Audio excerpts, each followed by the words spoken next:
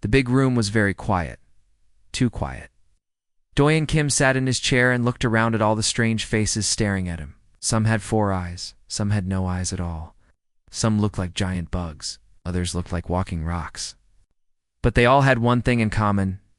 They did not like humans. The room was huge, was bigger than any building on Earth. The walls were made of some kind of metal that changed colors. Blue, then green, then purple.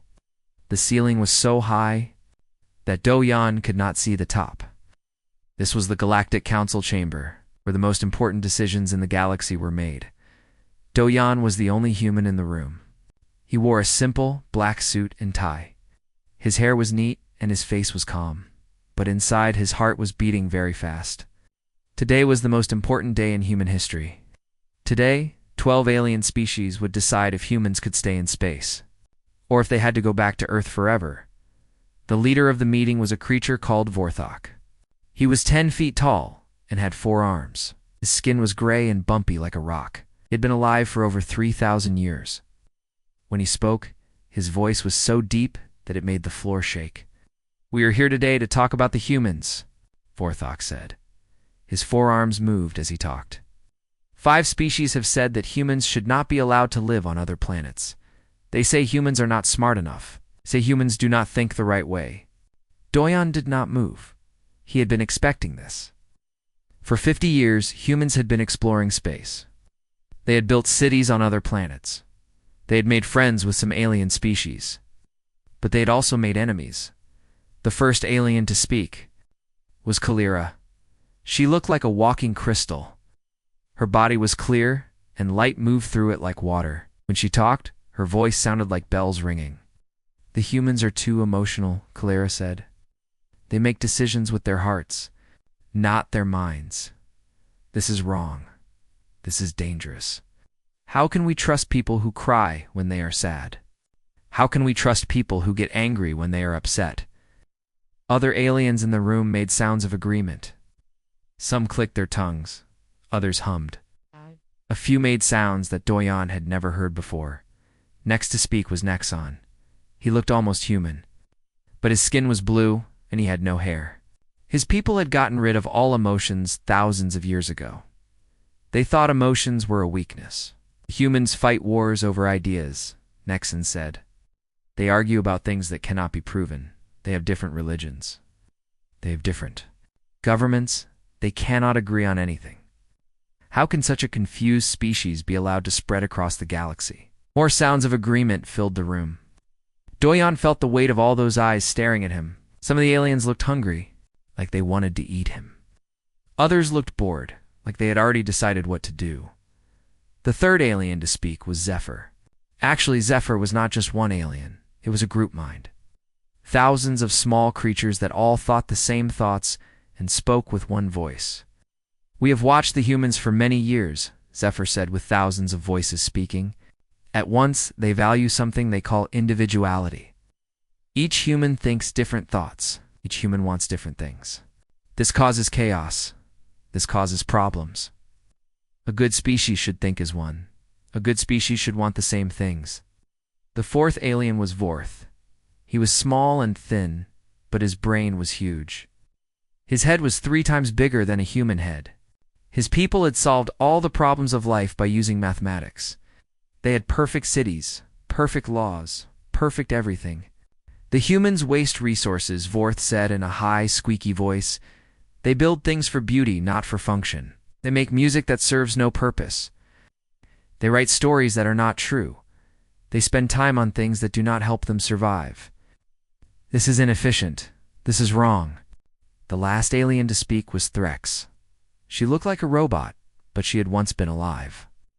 Her people had learned how to put their minds into machines. They could live forever and never get sick or old. "The humans feared death," Threx said. Her voice sounded like metal scraping against metal. "They waste so much time worrying about dying that they do not live properly. They make bad decisions because they are afraid. They are weak because they know they will die someday." When all 5 aliens had finished speaking, the room was quiet again. All eyes turned to Do-Yan. He could feel the weight of their stares. He He could feel the weight of history. If he failed here today, humans would never be allowed to leave Earth again. They would be trapped on one small planet while the rest of the galaxy moved on without them. Vorthok raised all four of his arms. "Human ambassador," he said. "Heard the charges against your species? You have one chance to defend your people. You may speak for as long as you need. You may present any evidence you wish. You may call any witnesses you want. What do you say to these accusations?" Doyan stood up slowly. He was not very tall, especially compared to some of the aliens in the room. But he stood straight and looked directly at Vorthok. "Thank you for this opportunity," Doyan said. His voice was steady and calm. "I understand how serious this is. I understand that you will decide the future of my entire species based on what happens here today." He reached into his jacket pocket and pulled out a small device. It was blackened, about the size of his thumb, had one button on it. "I have prepared a presentation that explains human philosophy," Doyan said. "It contains everything you need to know about how humans think and why we think that way." Some of the aliens leaned forward in their seats. Others whispered to each other. They had expected a long speech. They had expected charts and graphs and scientific data. They had not expected a tiny device. "This presentation is 12 seconds long," Doyan said. The room exploded with noise. Aliens were shouting and clicking and humming all at once. 12 seconds. Could anyone explain the philosophy of an entire species in 12 seconds? Vorthok slammed his four fists on the table. "Silence," he roared. The room became quiet again. "Human, are you making a joke? You're not taking this seriously? The future of your species depends on this moment." Doyan looked around the room. At all the angry faces, "I am completely serious," he said. "I believe that 12 seconds is enough time to show you everything you need to know about human philosophy. Everything that makes us who we are. Everything that makes us worthy of being part of the galactic community." He held up the small device. "May I play it?" Vorthok looked at the other aliens. Some of them were still making angry noises. Others looked curious. A few looked like they thought humans were even more stupid than they had originally believed. "Very well," Vorthok said finally. "Play your 12-second presentation. But know this. If it does not satisfy this council, your species will be banned from all planets except Earth. You will never be allowed to travel to the stars again. Do you understand?" Doyan nodded. "I understand." He looked down at the device in his hand. 12 seconds to save humanity? 12 seconds to prove that humans deserve to live among the stars. 12 seconds to change the future of the galaxy. He pressed the button. The small device sat in Doyan's hand like a heavy stone. He had not pressed play yet. The whole room was waiting. Hundreds of alien eyes were staring at him. Some looked angry. Some looked curious. Some looked like they already knew he would fail. But Dojan was not thinking about the aliens. He was thinking about home. He was thinking about Earth and all the people there who were counting on him. He was thinking about Dr. Myung Park, the smartest woman he had ever met. 3 years ago. Dr. Park had come to his office with a crazy idea. She was a small woman with short black hair and thick glasses. She studied alien cultures and tried to understand how different species thought about life. "The aliens think we are stupid," she had told him that day. "They think we are like children who cannot control our emotions. But they are wrong. They do not understand what makes us strong." Dr. Park had spent her whole life studying philosophy. She knew about the great thinkers from every country on Earth. She knew about the ancient Greeks who asked big questions about life. She knew about the Chinese philosophers who taught people how to live in harmony.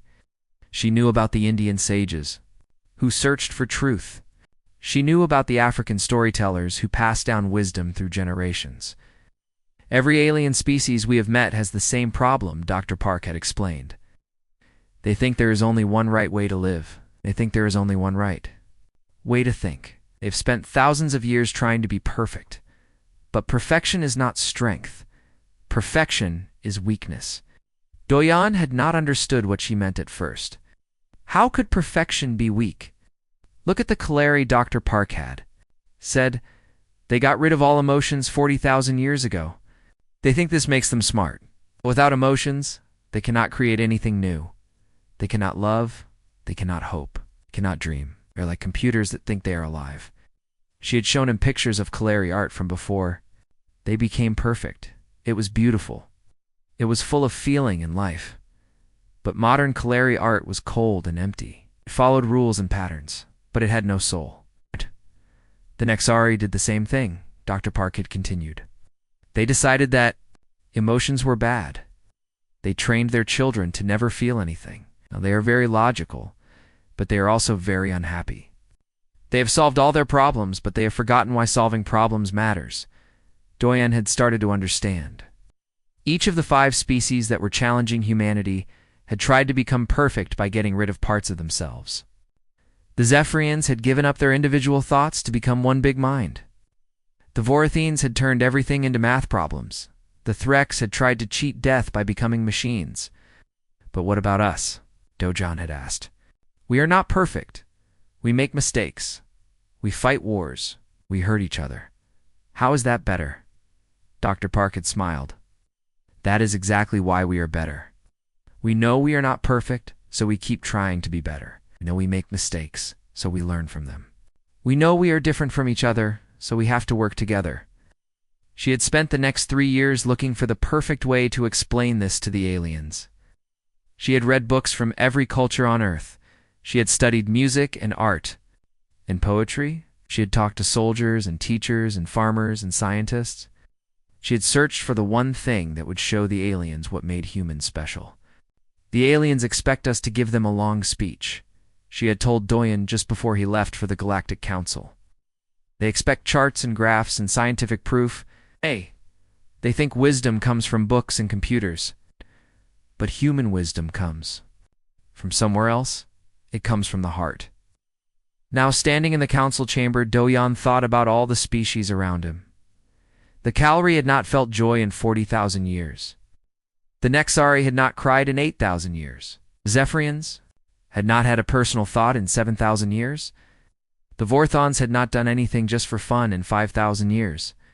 The Threx had not been truly alive in 3,000 years. They had all achieved their idea of perfection. They had no war, no crime, no sadness, no chaos. Their cities were clean and efficient. Their people followed the rules. Their governments worked without problems. Everything was organized and logical and predictable. But they had paid a terrible price for this perfection. They had forgotten what it felt like to be alive. The Kalari delegate, Cholera, had not created anything new in centuries. She followed the same patterns, made the same decisions, lived the same life over and over again. She was like a beautiful statue that could walk and talk, but had no soul. The Nexari delegate, Nexon, had not laughed in his entire life. I'd never felt the joy of a beautiful sunset or the comfort of a friend's hug. He solved problems very well, but he had forgotten why problems needed to be solved. The Zephyrian collective had thousands of minds. They all thought the same thoughts. They never disagreed with each other. They never had new ideas. They were like a huge library where every book said the same thing. The Vorthan delegate. Vorth could calculate anything in seconds. He could solve any mathematical problem. But he had never written a poem or sung a song just because it felt good. He had never done anything without a logical reason. The Threx delegate. Threx would never die. She would never get old or sick. But she had also never felt the precious feeling of knowing that her time was limited. She had forever felt empty when every day was the same. Doyen looked at all of them and felt sorry for them. They thought they were better than humans because they had no problems. But having no problems meant having no life. Humans were different. Humans were messy and complicated and contradictory. They could love and hate the same person. They could be brave and scared at the same time. They could be smart and foolish in the same moment. They could create beautiful things and destroy them. They could be selfish and generous, mean and kind, hopeful and despairing. This is what Dr. Park had discovered. This is what the 12-second recording would show them. Humans were not perfect, but they were alive. They were not logical, but they were real. Were not efficient, but they were human, and being human, with all its contradictions and chaos and beauty, was better than being perfect. Doyen pressed the button. The room was so quiet that everyone could hear the tiny click Then the sound began. At first there was nothing, just a soft hiss like wind blowing through trees. Some of the aliens shifted in their seats. They looked confused. Was this the great human wisdom? Static noise? Then a voice came through the speakers. It was an old woman's voice, cracked and tired, but still strong. She was singing in a language that none of the aliens understood. The words were Korean, but somehow the meaning was clear to everyone in the room. The song was about sadness. It was about loss. It was about children who had lost their parents in war. It was about mothers who had lost their children. It was about hope that lived even when everything else was gone. It was about love that continued even after death. The old woman's voice was not perfect. It cracked in places. It wavered with emotion. Sometimes she took a breath in the middle of a word. Sometimes she sang a note that was not quite right. But every imperfection made the song more beautiful, not less. As the 12 seconds played, something strange happened in the room. The aliens stopped moving. They stopped breathing, stopped making their usual sounds. It just listened. Kellera, the crystal alien, had been pulsing with steady blue light for 40,000 years. Now her light began to flicker.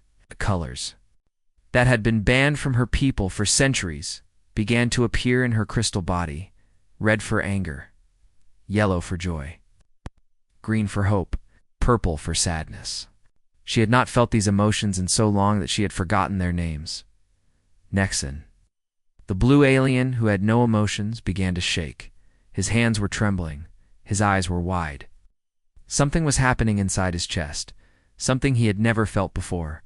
His people had a word for it in their ancient language, but he could not remember what it meant. Later he would learn that humans called it heartbreak. The Zephyrian collective, which had been one mind for 7,000 years, began to fragment. Individual thoughts started to emerge. One voice said, "I want to be alone." Another said, "I want to choose my own path." A third said, "I want to be different from the others." The first time in millennia, the collective was becoming individuals. Vorth, the mathematical alien, was trying to analyze the song. He was trying to break it down into frequencies and patterns. Every time he tried to understand it with his mind, it slipped away from him. Song was not meant to be understood with logic, it was meant to be felt with the heart. And Vorth had forgotten he had a heart. Threx, the machine alien, was experiencing something impossible. Her synthetic body was not designed to cry, but somehow tears were running down her metal face. She had lived for 3,000 years without dying, but she had also lived without truly being alive. The old woman's song reminded her of what she had lost when she became a machine. The 12 seconds ended. The room fell silent again. But it was a different kind of silence now. It was not the silence of waiting. It was the silence of shock. Doyan put the device back in his pocket. He looked around at all the aliens staring at him. Their faces had changed. Some looked confused. Some looked sad. Some looked angry, but not at him. They looked angry at themselves. That recording was made 75 years ago, Doyan said, quietly. The singer was my great-grandmother, Jizin. She was in a refugee camp during the Korean War. Bombs were falling nearby. People were dying. Children were crying because they had lost their families. He walked to the center of the room so everyone could see him clearly. My great-grandmother was scared too, he continued. She was hungry and cold and alone. She had lost her home, her husband, her oldest son. She had every reason to give up. Hope. But instead, she sang. She sang to comfort the children who were crying. She sang to give them hope. She sang because that is what humans do when everything is dark. We make light. Kalira spoke first. Her voice was different now. It was not the cold, logical voice she had used before. It was warm and confused and alive. I do not understand, she said. Your great-grandmother was suffering. She was in pain. Why did she not try to solve the problem? Why did she not run away? Why did she waste time singing when she could have been finding food or shelter? Doyan smiled. Because she was not trying to solve the problem. She was trying to help other people feel better. She was not singing for herself. She was singing for the scared children. She chose to give comfort instead of seeking it. Nexand stood up suddenly. His whole body was shaking. But that makes no sense, he said. If she was in danger, she should have focused on saving herself. Helping others when you are in trouble is illogical. It is inefficient. It is ... It is human, Doyen finished. We do not always do what is logical. We do what is right. We do what is kind. We do what is beautiful. Sometimes those things are the same as what is logical. Sometimes they are not. Zephyrian Collective tried to speak, but now there were dozens of voices instead of one. They were all talking at once, all saying different things. Some were angry, some were sad, some were excited. For the first time in 7,000 years, they were having an argument with themselves. Vorth was holding his big head in his hands.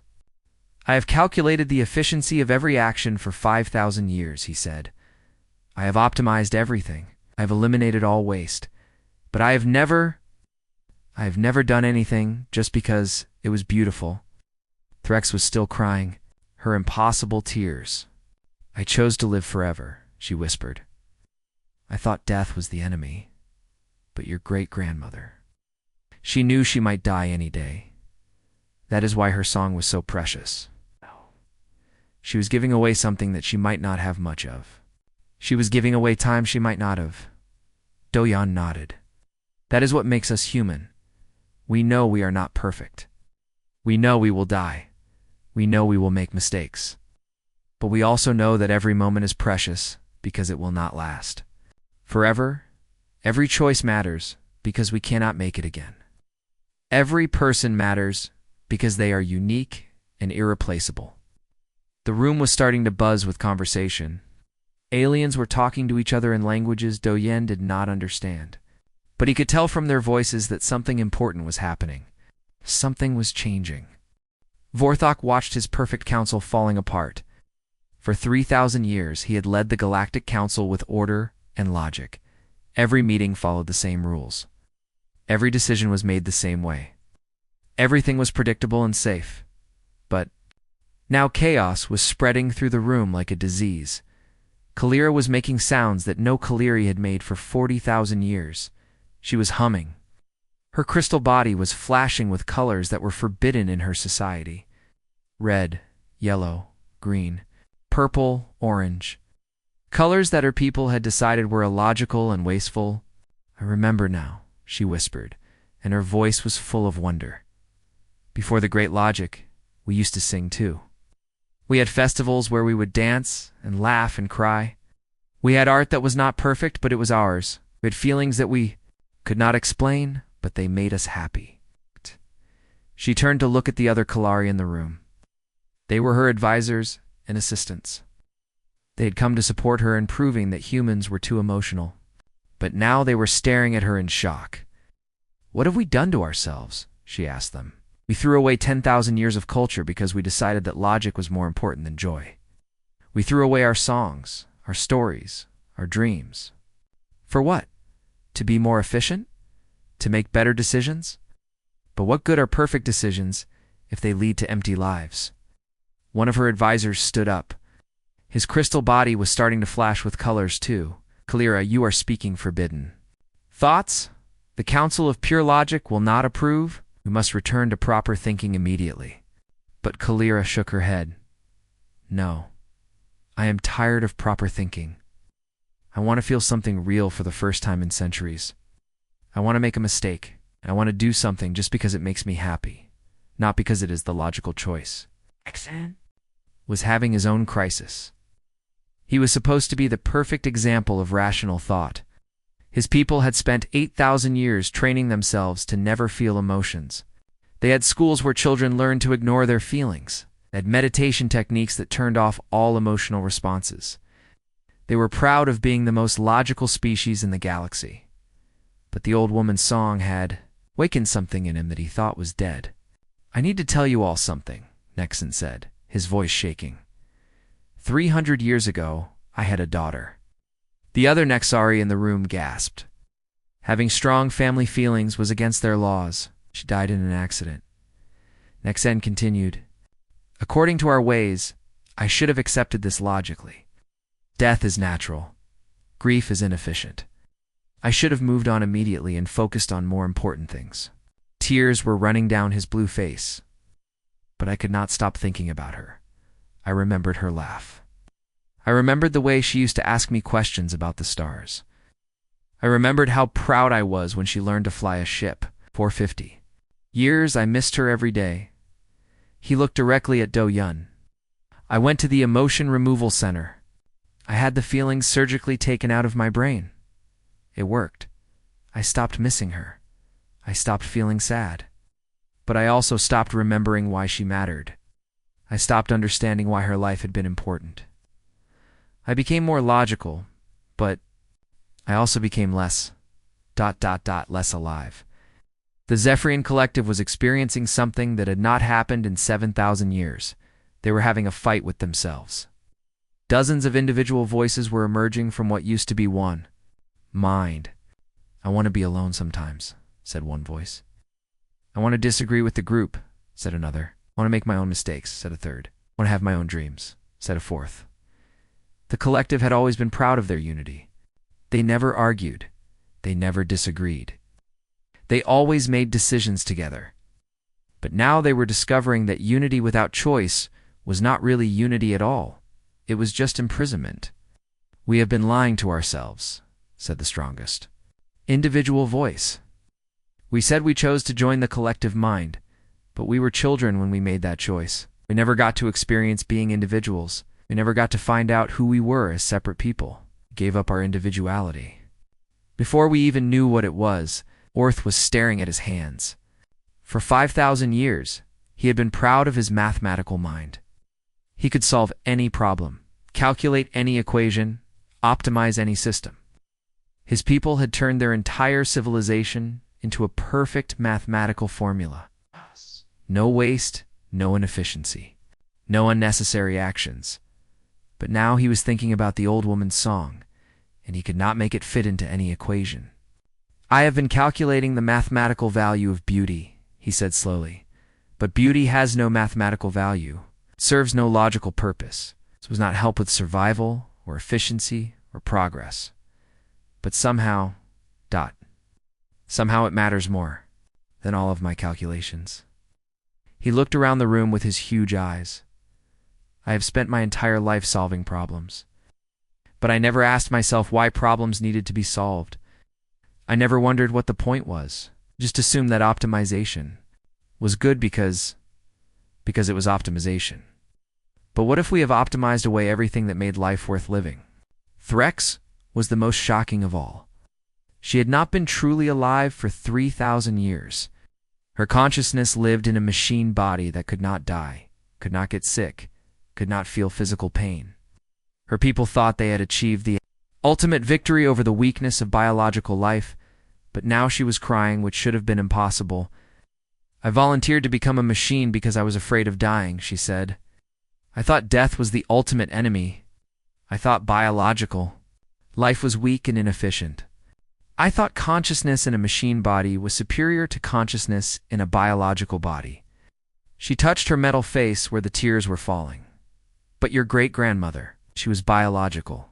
She was mortal. She knew she could die at any moment. And that is exactly what made her song so beautiful. She was giving away something precious, her time, her energy, her hope, to help others. She could afford to give it away because she knew it would not last forever. Threx stood up and faced her fellow machine beings. We have infinity, but infinity is worthless. We have forever, but forever is empty. We wanted to live forever, but we forgot how to live at all. The room was in chaos now. Aliens were crying, arguing, questioning everything they had believed for thousands of years. The perfect order of the Galactic Council was crumbling, and it had all started with 12 seconds of an old woman singing to scared children. What happened next would be remembered as the strangest day in galactic history. Kalira stood up first. Her crystal body was now blazing with every color that had been banned for 40,000 years. She looked beautiful and wild and completely alive for the first time in centuries. I quit, she said. The words hung in the air like a bomb waiting to explode. I quit my job as Logic Prime of the Kalari Dominion, she continued. I quit my position as chief rational advisor. I quit my role as leader of pure thought. I am done being logical. I am done being perfect. I want to feel things again. Her advisors stared at her in horror. One of them stood up quickly. Kalira, you cannot quit these positions, he said. You have held them for 600 years. Our entire government depends on you. Our whole society is built around your logical decisions. Without you, there will be chaos. Kalira smiled, and it was the first real smile she had made in centuries. Good, she said. Maybe chaos is exactly what we need. Maybe we have been too orderly for too long. Maybe we need to remember what it feels like to not know what will happen next. She turned to face the entire Galactic Council. I am resigning from all my positions, she announced. I am going home to my planet to teach my people how to feel again. We are going to learn how to sing. We are going to learn how to dance. Are going to learn how to cry when we are sad and laugh when we are happy. We are going to remember what it means to be alive instead of just existing. Before anyone could respond, Nexon stood up too. I am also quitting, he said. I quit my job as chief of rational thought for the Nexari Republic. I quit my position as director of emotion control. Nexon, you cannot be serious, one of them said. If you quit, who will make the important decisions? Who will keep our people from feeling dangerous emotions? Who will maintain order? Nexon wiped the tears from his face. I do not know, he said. And for the first time in 300 years, I am excited about not knowing something. I am excited about uncertainty. I am excited about the possibility that my people might make mistakes, because making mistakes means they are trying new things. He looked at Doyon with gratitude in his eyes. Your great-grandmother's song reminded me that there are more important things than being right all the time. There are more important things than avoiding pain.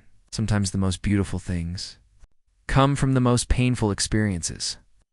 The Zephyrian Collective was next, but they were having trouble speaking because they could not agree with themselves anymore. Finally, one voice managed to speak for all of them. We quit too, the voice said, stumbling over the words.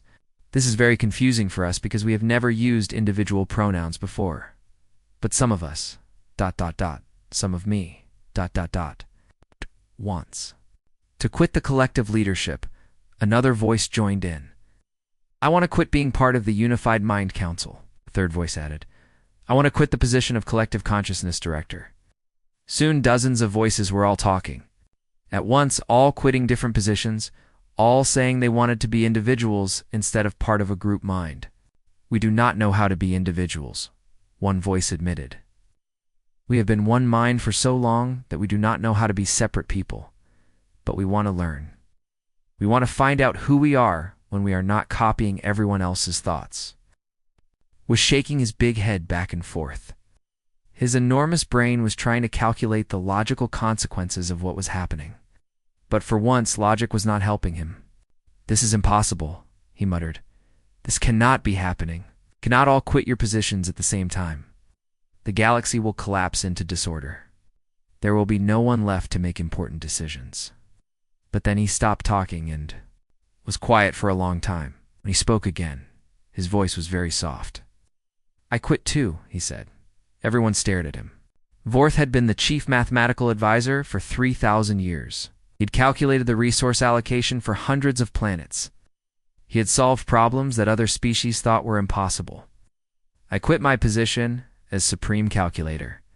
He said, I quit my job as Chief Problem Solver. I quit my role as Director of Perfect Efficiency. He looked around the room with wonder in his huge eyes. Do you know what I want to do? He asked. I want to do something that serves no purpose. I want to build something that is not efficient. I want to create something that is beautiful instead of useful. I want to waste time on something that makes no mathematical sense but makes me happy. Finally, Threx stood up. Her metal body made soft worry sounds as she moved. The tears were still falling down her artificial face. I quit too, she said. I quit my position as Director of Consciousness Preservation. I quit my job as leader of synthetic life. I quit my role as Chief of Immortality Services. The other machine beings in the room made sounds of electronic distress. Threx, you are malfunctioning, one of them said. You are experiencing impossible emotions. We must take you for reprogramming immediately. But Threx shook her head. I am not malfunctioning. I am functioning correctly for the first time in 3,000 years. Do you know what I want to do? I want to die. The room fell completely silent. Not right now, Threx continued. But someday. I want to know that my life has limits. I want to know that my time is precious because it will not last forever. I want to feel the urgency that comes from knowing that every moment matters because there are only a limited number of them. She looked at Doyen with something that looked like gratitude. Your great-grandmother understood something that we forgot. Life is beautiful because it ends. Love is precious because it can be lost. Hope is powerful because it might not come true. It tried to eliminate all uncertainty, but uncertainty is what makes life worth living. Vorthox stood up slowly. His forearms were shaking. For the first time in his 3,000 years of life, he did not know what to do. This is unprecedented, he said. 5 species have just resigned from their leadership positions. This has never happened before in galactic history. I do not know what the consequences will be. Doyen looked around at all the aliens who had just quit their jobs to rediscover what it meant to be alive. Maybe, he said quietly, not knowing what will happen next is exactly the point. 6 months had passed since what everyone now called the Day of Great Quitting. The galaxy was completely different. Some people said it was better, some people said it was worse, but everyone agreed that it was more interesting. Doyen sat in his office on the space station, reading reports from all over the galaxy. The walls of his office were covered with pictures and messages from alien worlds. Some were thank you notes. All of them showed how much had changed. Dr. Myung Park walked into his office carrying a thick folder full of papers. She looked tired but happy. For 6 months, she had been traveling to different planets, helping alien species learn how to feel emotions again. How are our friends doing? Doyen asked. Myung smiled and sat down in the chair across from his desk. It has been amazing and terrifying and wonderful, she said. Let me tell you what has been happening. She opened her folder and pulled out a colorful photograph. It showed Kalari people dancing in the streets of their capital city. Their crystal bodies were flashing with every color imaginable. Some were singing, some were laughing, some were crying. All of them looked happy. Kalira has been teaching her people how to feel again, Myung said. They opened up their old art museums. They found paintings and sculptures that had been hidden for 40,000 years. The Kalari people are creating new art now. It is not perfect, but it is beautiful. She showed him another picture. This one showed Kalari children playing in a park. They were running and jumping and making noise. Before the change, Kalari children had been required to sit quietly and study logic problems all day. But it has not been easy, Myung continued. Many older Kalari do not know how to handle emotions. They have been logical for so long that feeling happy or sad or angry scares them. Some of them want to go back to the old ways. Doyen nodded. Change was never easy, especially when you had been the same way for thousands of years. Myung pulled out another report. The Nexari are having similar problems. Nexon has been working very hard to help his people remember how to feel. Have opened emotion schools where adults can learn about feelings like children. She showed him a picture of Nexari adults sitting in a circle, all of them crying. A teacher was explaining to them that crying was normal and healthy. The funny thing is, Myung said, now that they are allowed to feel sad, many Nexari are discovering that they are also capable of feeling very happy. They are learning that emotions are not just problems to be solved. Emotions are part of what makes life worth living. But not all the news was good. Myung's expression became more serious. Some species are very angry about what happened. She said they blame humans for destroying galactic order. 11 species have formed something called the Rigid Alliance. They want to keep their perfect systems exactly as they are. She showed him a picture of a protest on the planet Zarian. Thousands of aliens were holding signs that said things like perfection is peace, and emotions are disease, and ban human philosophy. The mechanists destroyed themselves completely, Myung said sadly.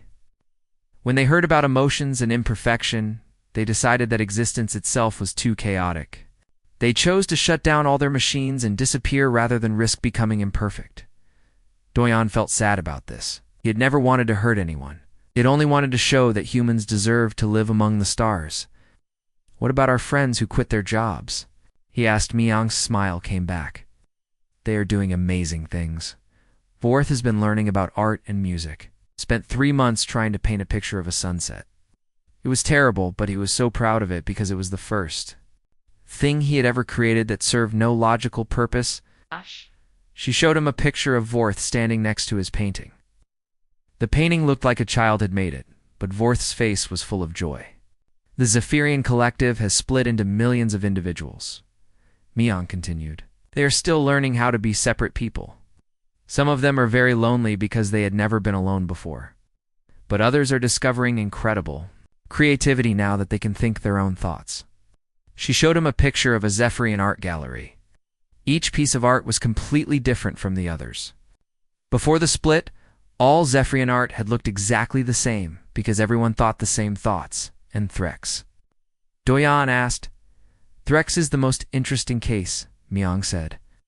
She has been working with scientists to find a way to transfer her consciousness back into a biological body. She wants to be mortal again. She wants to feel physical sensations like hunger and tiredness. She wants to know that her time is limited. Myung pulled out one more report, but the biggest news is this. The Galactic Council has made a decision. About humanity? Doyan felt his heart start beating faster. This was what he had been waiting for. After 6 months of chaos and change, the Council was finally ready to decide humanity's fate. They want to offer humans a new position, Myung said.